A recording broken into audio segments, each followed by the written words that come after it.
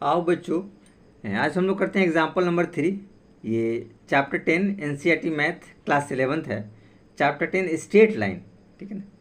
तो उसी के चैप्टर का आपको एग्जाम्पल नंबर 3 है। तो चलिए हम लोग एग्जाम्पल नंबर 3 की तरफ चलते हैं। जो इंट्रोडक्शन वगैरह हम लोगों ने किया था उसी बेस पे है।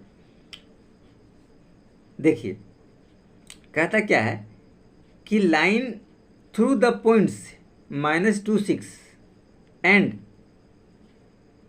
4, 8 is perpendicular to the line through the points 8, 12 और x, 24। और find the value of x। ये देखिए क्वेश्चन थोड़ा सा छूट गया है, ध्यान रखेंगे। इसमें आप लिखेंगे find the value of x। x की वैल्यू निकालिए। देखिए जो x दे रखा है ये पॉइंट्स, ठीक है। तो हम लोग सबसे पहले एक थोड़ा सा छोटा डायग्राम बना लेते हैं ताकि आपको समझने में आसानी रहेगा। कुछ विशेष ऐसा नहीं है, ठीक है ना। तो डायग्राम ऐसे हम लोग ड्रॉ कर सकते हैं। ये देखिए ड्रॉ कर दिया और ये 90 हम लोगों ने दिखा दिया। ये आपका L1 है, ये आपका L2 लाइन है और ये L1 लाइन है। तो इसके दो कोऑर्डिनेट्स आपको दे रखे हैं -2, 6 और 4, 8। तो यहाँ आप लिख सकते हैं -2, 6 और 4, 8। ये वाला दो पॉइंट्स हो गए और इसमें भी दो पॉइंट्स हो गए। तो आपको दिया है 8, 12। तो आप लिख दीजिए 8, 12 और दूसरा दिया है x, 24। तो x, 24। ये दोनों पॉइंट्स हमने इसमें लिख दिया। अब दोनों का पहले स्लोप निकालेंगे L1 और L2 का अलग अलग, ठीक है ना। तो फिर उसके बाद आगे हम लोग डिस्कस करेंगे, क्योंकि इसमें बोल रखा है line through the points -2, 6 and 4, 8 is perpendicular to the line through the points 8, 12 और x, 24। ये हमको बताना है कि परपेंडिकुलर कैसे है, ठीक है। और x की वैल्यू हम लोग को निकालनी है। तो देखिए पहले स्लोप निकालेंगे। Slope of the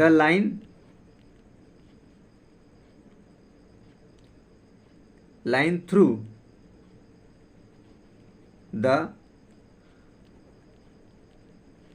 point -2, 6 and 4, 8 और लाइन L1 भी आप चाहे तो लिख सकते हैं। स्लोप ऑफ लाइन L1 कहिए या लाइन थ्रू द पॉइंट्स ये कहिए, ये दोनों पॉइंट्स है। तो दोनों कंडीशन हमने लिख दिया है। आप लाइन N1 लिखिए चाहे ये लिखिए, वो आपके ऊपर डिपेंड करता है। M1 इसका स्लोप हमने माना M1। देखिए इसका स्लोप जो हम लोगों ने माना है M1 और इस लाइन का स्लोप जो होगा आप M2 मान लीजिए। ध्यान रखिएगा, ये आप ध्यान रखेंगे। M1 क्या हो जाएगा y2 - y1। ये स्लोप का फॉर्मूला होता है y2 - y1 और x2 - x1। तो देखिए 8 - 6 और 4 -2। ये देखिए 8 - 6 4 -2 4 -2 8 - 6 2 और 4 + 2 4 + 2 यानी कि 2/6। तो 2 3 यानी कि 1/3। ये आ गया आपका पहला का स्लोप आ गया, यानी कि M1 लिख सकते हैं 1/3। ये स्लोप आपका फर्स्ट का आ गया, ठीक है। अब अगर हम लोग बात करें, ठीक है, सेकेंड का स्लोप का, ठीक है ना। स्लोप ऑफ लाइन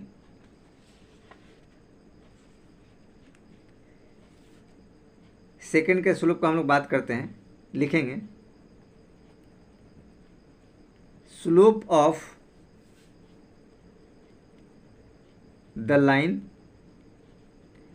L2 ये वाला हो गया L2। या आप ये भी लिख सकते हैं slope of the line passing through the points 8, 12 और x, 24।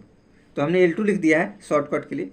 तो आप इसको लिख सकते हैं M2 इसका स्लोप, और वही कंडीशन हो जाएगा y2 - y1 और x2 - x1। ये फॉर्मूला होता है। तो इसमें कंडीशन आएगा 24 - 12 और x माइनस 8, ये देखिए 24 माइनस 12 और x माइनस 8, ये दोनों कंडीशन हम लोगों ने यहाँ पे लिख दिया।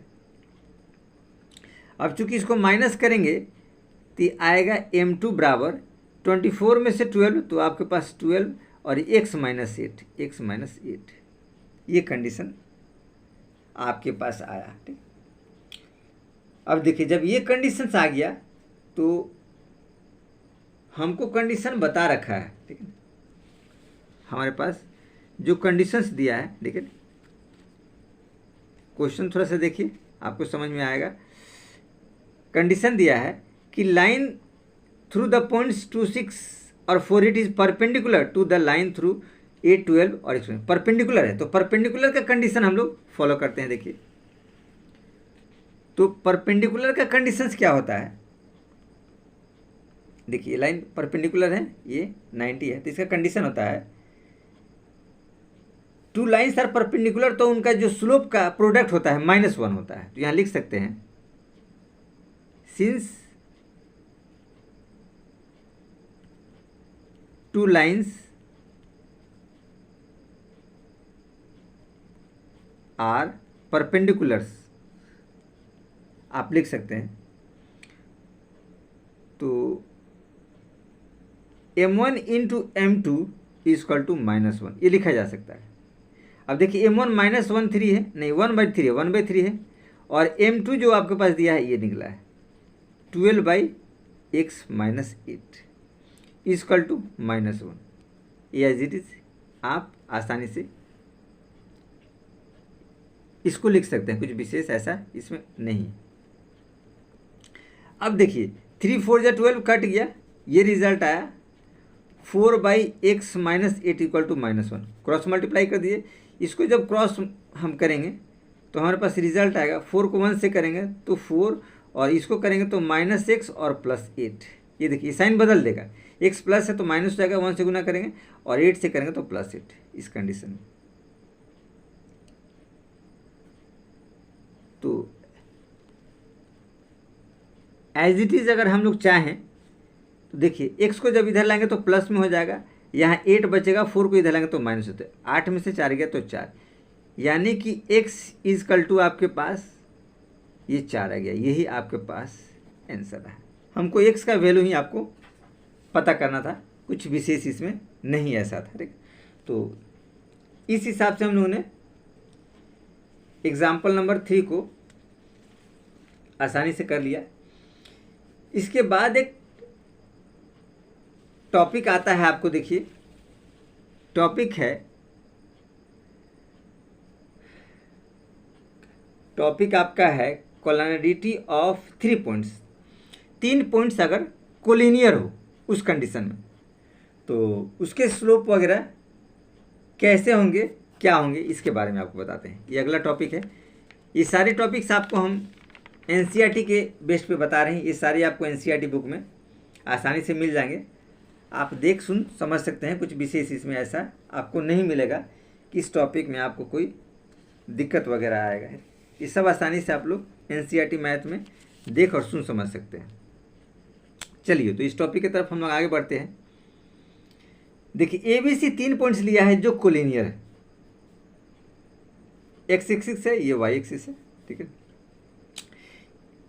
If slope of 2 line are equal and they have 1 common points then line will coincides और पैरेलल, मतलब एक समान हो गया कंसाइड्स में, इसके कहने का मतलब, यानी इसको इस हिसाब से आप समझिए, ज़्यादा आपको बेहतर तरीके से समझ में आएगा, ठीक है।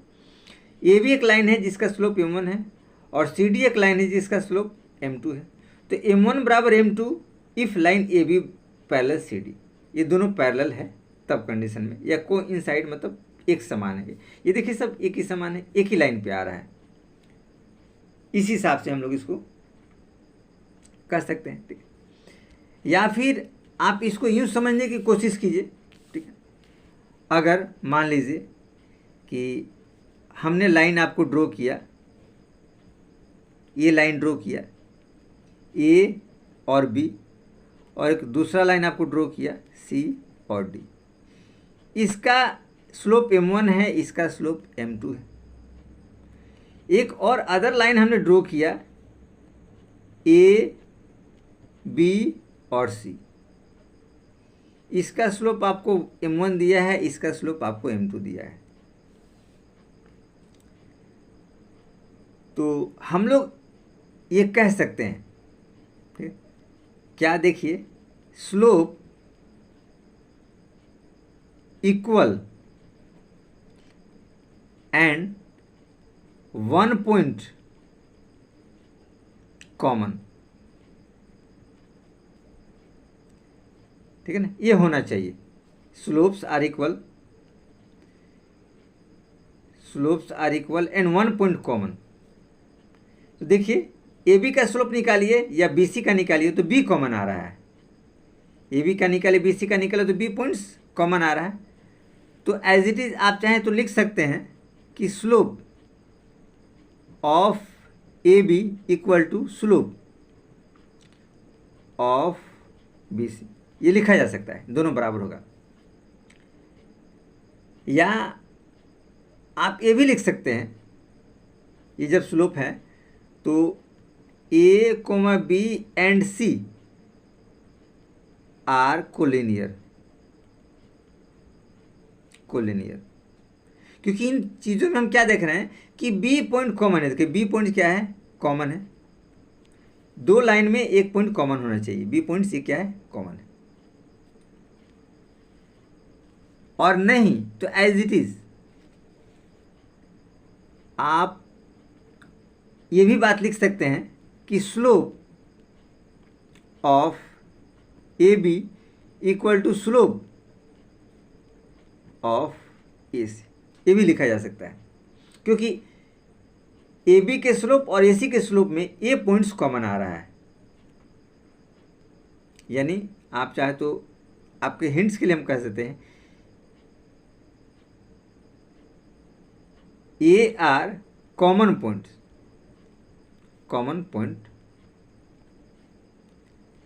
इन टू लाइन्स, इन दोनों लाइनों में एक कॉमन पॉइंट्स, यानी लिखा जा सकता है A B and C are collinear.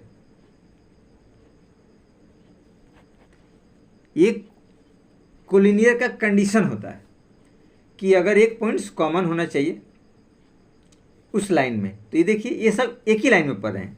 ऐसे आप एनसीईआरटी बुक को भी देख सकते हैं, उस बुक में भी यही कुछ मेंशन किया है, कुछ विशेष ऐसा नहीं है कि आपको नहीं समझ में आएगा या कुछ दिक्कत वगैरह होगा।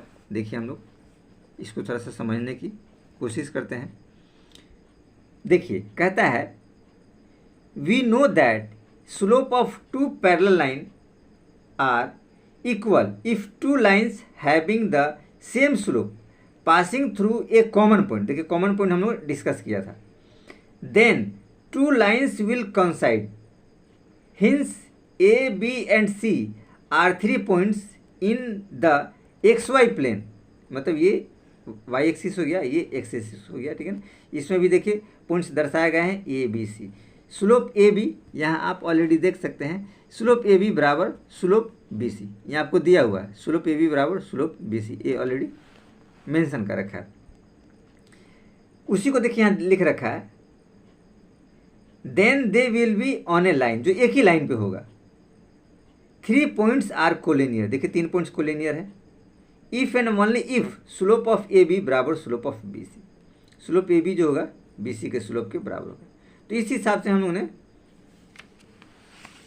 बहुत आसानी से देखा, इसमें कुछ विशेष ऐसा नहीं था, ठीक है। एक कंडीशन और भी हो सकता है कि अगर स्लोप की हम बात करें, ठीक है, तो आप देखिए अगर उसका ट्रायंगल जीरो आ जाए तो देखिए एरिया ऑफ ट्रायंगल जीरो आ जाए, इस कंडीशन को भी हम लोग कह सकते हैं। एरिया ऑफ ट्रायंगल जीरो आ जाए तो हाफ, ये एरिया ऑफ ट्रायंगल का फॉर्मूला है x1 ब्रैकेट में y2 minus y3 plus x2 y3 minus y1 plus x3 y1 minus y2 bracket close, और ये मोड हमने लगा दिया ताकि एरिया निगेटिव ना हो। एरिया निगेटिव कभी नहीं होता है, डिस्टेंस निगेटिव कभी नहीं होता है, ये कुछ ऐसी चीज़ें हैं, ये आपको ध्यान रखना है। तो एरिया अगर जीरो आ जाता है तो अभी कोलिनियर आपको साबित हो जाता है, क्योंकि कुछ इसका एरिया आपको नहीं होगा। जैसे ये फिगर हमने आपको बताया, ये देखिए ये तीनों एक ही लाइन पे, तो इसका एरिया क्या हो, कुछ भी नहीं होगा। यही अगर पॉइंट नीचे आ गया तो देखिए ट्रेंगल का रूप धारण कर लेगा। अगर ये पॉइंट नीचे आ गया, ये ऊपर चले गया तो ट्रेंगल का, तो उसका कुछ पार्टिकुलर एरिया होगा। तो इस हिसाब से हम लोगों ने इस टॉपिक को कवर किया। अब थोड़ा सा आगे चलते हैं, देखते हैं इसके कुछ एग्जाम्पल्स वगैरह और भी दे रखे हैं, ठीक है ना, तो उस पर थोड़ा सा डिस्कस करते हैं। तो एग्जाम्पल नंबर 4 की तरफ हम लोग थोड़ा सा बढ़ते हैं। एग्जाम्पल नंबर 4 देखिए, ये भी बहुत इजी है, कुछ विशेष ऐसा नहीं है, एनसीईआरटी का है, तो थोड़ा सा कॉन्सोनेट करने से आपको समझ में आएगा। देखिए एग्जाम्पल नंबर 4 में क्या दे रखा है, 3 points P H, K, Q X, Y1 and R X2, Y2 lies on a line so that, एक ही लाइन पे लाइज कर रहा है, so that H minus X1 bracket के अंदर Y2 minus Y1 equal to K minus Y1, और आगे आपको दे रखा है X2 माइनस X1। इस हिसाब से तो ये हमको साबित करना है, इतना बराबर इतना। ये देखिए 3 पॉइंट्स हमने आपकी सहूलियत के लिए ले लिया है, P Q R, ये 3 पॉइंट्स हमने ले लिए, P Q R ये ऑलरेडी देखा है। इस सबके कोऑर्डिनेट्स हमने लिए H, K, X1 Y1 और X2 Y2, ये हमने पॉइंट्स इनको सहूलियत के लिए आसानी से ले लिए। चलिए तो हम लोग चलते हैं फिर अपने आंसर की तरफ। ये जो पॉइंट है ये कोलिनियर है, दिया है ना, lies on a line. Lies on a line का मतलब एक ही लाइन पे, तो एक ही लाइन पे तो क्या कोलिनियर, सीधी सी बात है। एक ही लाइन का मतलब तो कोलिनियर है, एक ही लाइन पे सीधे यहाँ यहाँ यहाँ, इस हिसाब से तो क्या ये कोलिनियर। जैसे ये लाइन हमने ड्रॉ किया है, तो देखिए एक ही लाइन पे तीनों पॉइंट्स हैं तो कोलिनियर है। तो इसी को हम लोग इस रूप में लिख सकते हैं। पहले पॉइंट्स को आप लिख लीजिए, P H, K, Q X1 Y1 and R X2 Y2, ये तो पॉइंट्स हो गए। अब यहाँ लिख सकते हैं, since points P Q and R lies on a line,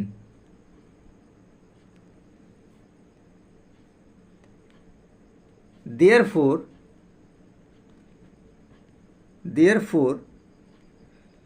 P Q R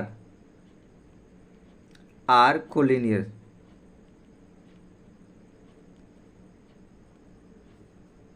ये हम कह सकते हैं क्योंकि तीनों एक ही पॉइंट पे लाइज कर रहा है, मतलब एक लाइन पे लाइज कर रहा है, एक ही स्ट्रेट लाइन पे, तो हम लोग कोलिनियर इसको कह सकते हैं। जब ये कोलिनियर है तो इसका स्लोप बराबर कर सकते हैं, पी क्यू का स्लोप और क्यू आर का स्लोप आप बराबर कर सकते हैं। अभी हम लोगों ने देखा था,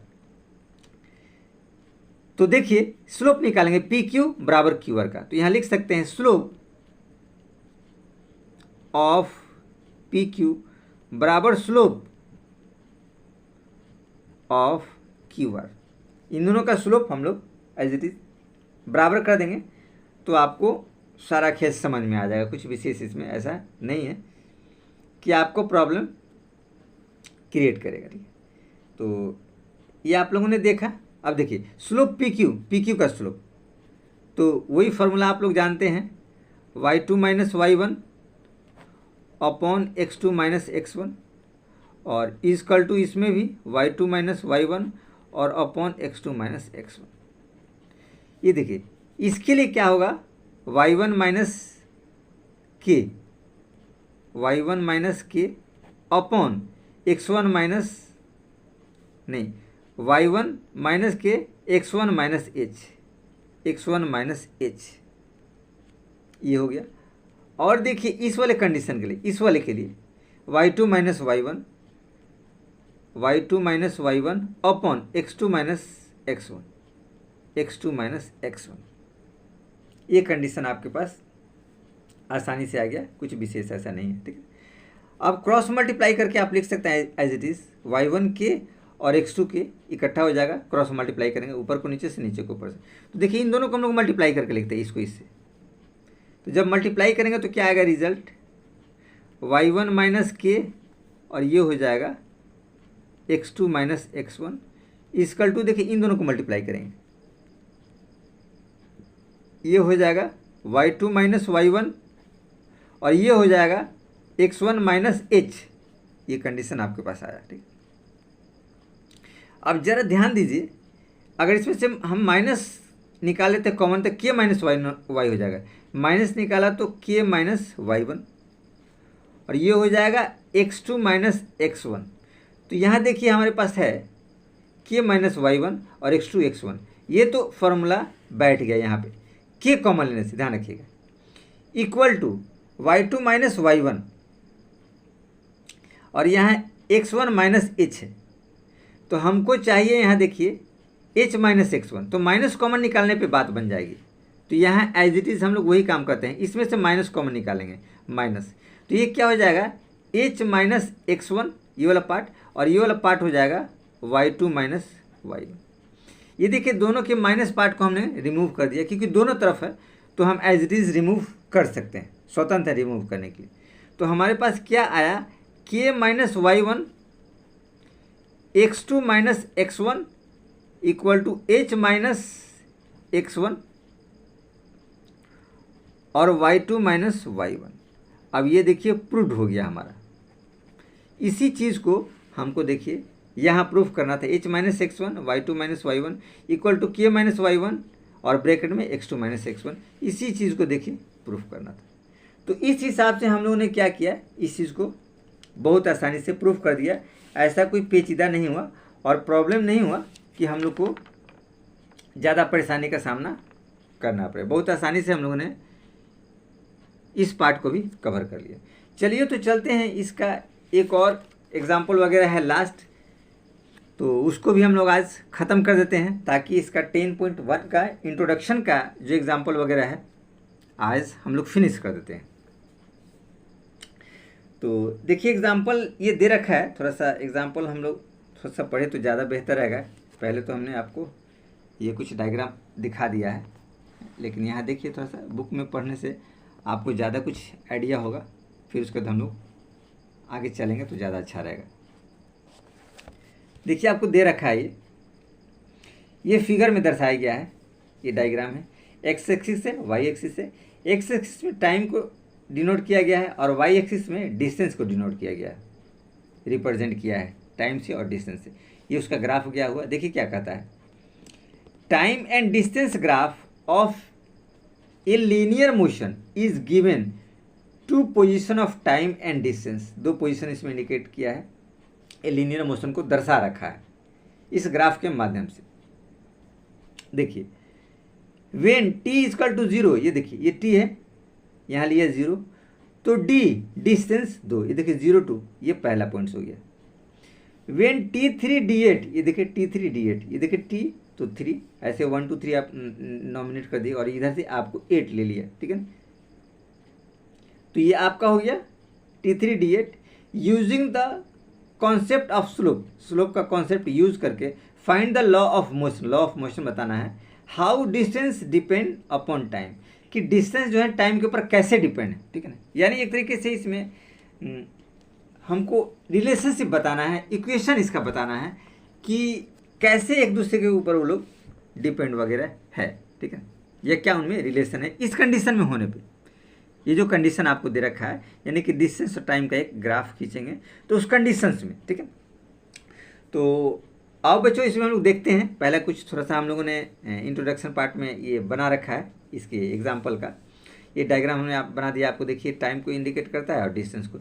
एक्स एक्सिस की तरफ जो है टाइम है और वाई एक्सिस की तरफ डिस्टेंस है, इसको लिख रखे हैं। देखिए let T D be any points on the line, line के ऊपर देखिए टी डी एक पॉइंट्स है जो स्ट्रेट लाइन गई हुई है। वेयर डी इज डिस्टेंस, जो डी है डिस्टेंस को इंडिकेट करता है, और टी इज टाइम, टी है जो टाइम को इंडिकेट करता है। पॉइंट्स 0 2 3 8 इन टी डी, देखिए 0 2 3 8 और टी डी, ये 3 पॉइंट्स है। Are lies on a line, एक ही लाइन पे लाइज करता है। सो इट इज कोलिनियर, ये एज इट इज आप आसानी से कर सकते। एक ही लाइन पे वो क्या कर रहा है, लाइज कर रहा है। जब एक ही लाइन पे लाइज कर रहा है तो हम लोग इसको आसानी से कह सकते हैं कि वो जो पॉइंट्स है वो आपका कोलिनियर है, ठीक है। ये पॉइंट्स, ठीक है। तो इस हिसाब से उन्होंने आपको ये मेंशन कर दिया। अब जब पॉइंट्स कोलिनियर है, ठीक है, तो हम इसका स्लोप ठीक ठाक कर सकते हैं। तो उससे बेहतर इसमें कुछ नेमिंग कर दीजिए। इसका नेमिंग हमने कर दिया ABC, इसका नेमिंग कर दिया ताकि स्लोप निकालने में हमको आसानी हो। स्लोप AB और स्लोप BC आप लिख सकते हैं एज इट इज। देखिए कोलिनियर है तो इस कंडीशन में हम लोग लिख सकते हैं slope of AB equal to slope of, आप लिख सकते हैं BC, क्योंकि वो रखा एक कॉमन पॉइंट्स होना चाहिए, ठीक है। तो AB भी निकाल सकते हैं स्लोप, AC भी निकाल सकते हैं। हमने AB और BC हमने लिया है, AB और BC भी कॉमन पॉइंट्स आ रहा है। ये देखिए AB का जो स्लोप होगा वही कंडीशन है, फॉर्मूला होता है y2 माइनस y1 और x2 माइनस x1, और बराबर इसमें भी होगा y2 माइनस y1 और क्या हो जाएगा x2 माइनस x1। यही कंडीशन आ जाएगा, कुछ विशेष इसमें नहीं है कि आप लोग को ज़्यादा परेशानी का सामना करना पड़े। ये देखिए AB के स्लोप में जब निकालेंगे तो 8 माइनस 2 ये कंडीशन आ जाएगा, 8 माइनस 2 और 3 माइनस 0, 3 माइनस 0। वैसे इस कंडीशन में देखिए BC वाले में D माइनस 8, तो आप लिख सकते हैं D माइनस 8 अपॉन, देखिए D माइनस 8 तो T minus 3, T minus 3 as it is. ये आप आसानी से लिख सकते हैं। 8 माइनस 2 तो आपके पास 6 बचा, 3 माइनस 0 तो 3 और इजकल टू D माइनस 8 और T माइनस 3। ये देखिए 3 2 जा 6, ये आसानी से आपको कट गया, ठीक है ना। जब ये कट गया तो क्रॉस मल्टीप्लाई आप लोग कर सकते हैं आसानी से, ठीक है ना। क्रॉस मल्टीप्लाई हम लोग आसानी से इसको कर सकते हैं। तो देखिए नीचे कुछ नहीं है तो D माइनस 8 आप चाहे तो अपने तरफ एज इट इज़ रख सकते हैं या इसको भी रख सकते हैं एज इट इज़। तो चलिए इसको हमने मल्टीप्लाई किया, तो इसको जब मल्टीप्लाई करेंगे देखिए हम यही हम लोग कर देते हैं 2 मल्टीप्लाई T माइनस 3 और इजकल टू D माइनस 8। ये देखिए तो ये 2T माइनस 6 और ये 8 है तो इधर लाइए तो प्लस 8 हो जाएगा और इक्वल टू यहाँ पे D हो जाएगा, यानी कि 2T और 8 में से 6 गया तो प्लस 2 इक्वल टू D। तो ये आपका रिलेशन हो गया 2T प्लस 2 रिलेशनशिप रहा। या आपको ऐसा भी लिख सकते हैं D equal to 2T plus 2, ये आपका रिक्वायर्ड रिलेशन रहा, ठीक है। तो इस हिसाब से ये क्वेश्चन भी हम लोगों ने कंप्लीट किया, कुछ विशेष ऐसा नहीं था।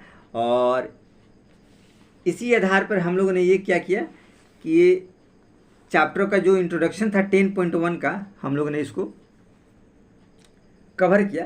कुछ विशेष ऐसा नहीं था कि बहुत ज़्यादा आप लोग के लिए पेचीदा हो या परेशानी हो, तो हम लोगों ने इस चीज़ को कवर कर लिया। नेक्स्ट वीडियो में चलेंगे, कुछ क्वेश्चन की तरफ बढ़ेंगे, एक्सरसाइज की तरफ।